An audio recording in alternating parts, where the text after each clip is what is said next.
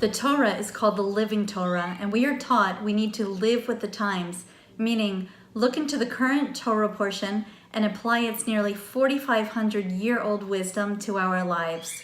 One of the most important moments in history is remembered this week in Parshas Yisro, the giving of the Torah on Mount Sinai, otherwise known in Hebrew as Matan Torah. This historical event was witnessed by the entire nation on their way to entering the land of Israel.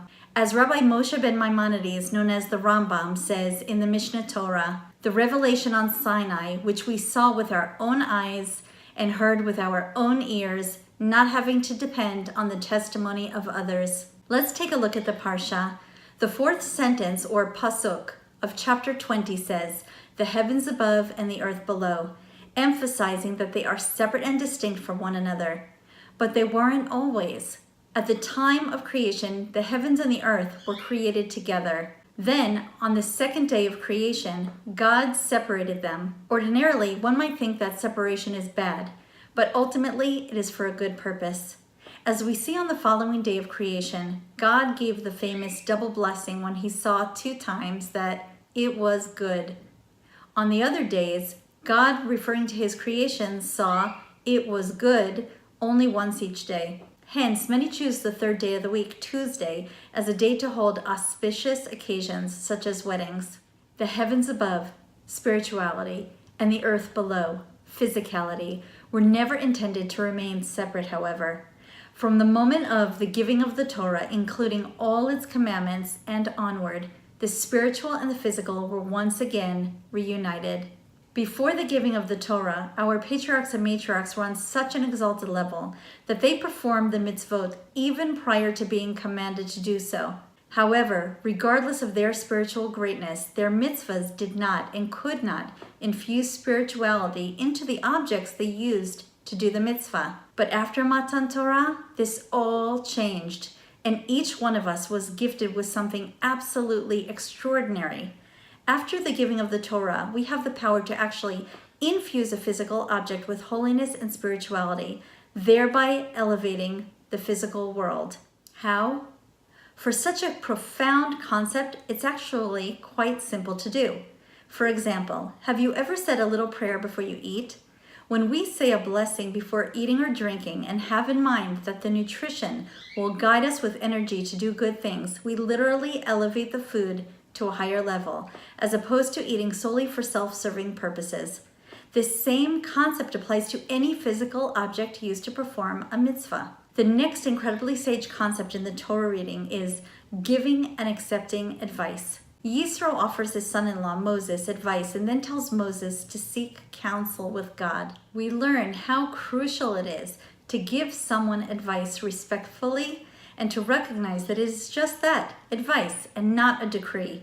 Whether it's counsel for a newly married couple, new parents, or anything else under the sun, the recipient has the choice to accept the advice or not. One does not need to be offended if the advice is not taken, and even more so, one does not need to be pressured or obligated to take the advice. In the parsha, Moses was always available to assist with teaching the detailed laws of the newly received Torah, helping the entire community as their needs would arise.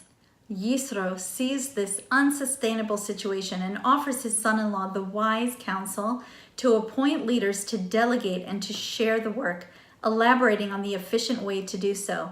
In a display of humility, Yisro acknowledges that the choice to carry out advice given is up to the receiver.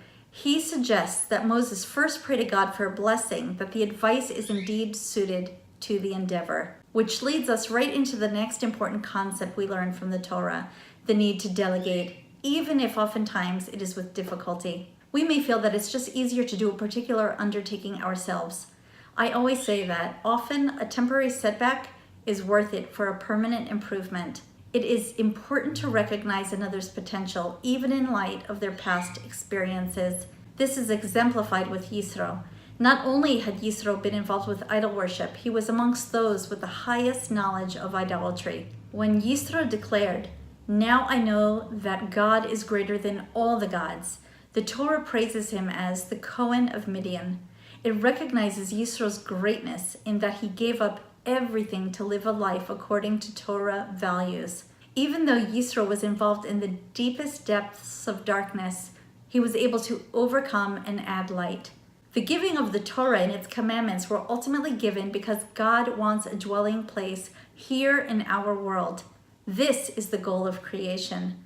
Certainly the Almighty could have established that for himself, but instead, God chose each one of us to be his partner in this incredible endeavor. Even if one feels he has visited the darkest depths, as Yisro did, we can always add light.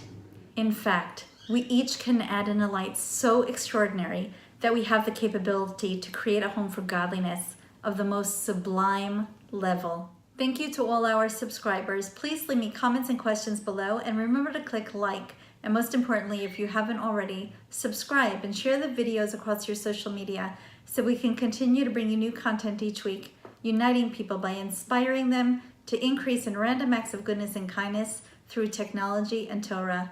See you next time, and good Shabbos, and do your best today. You've traded a day of your life for it.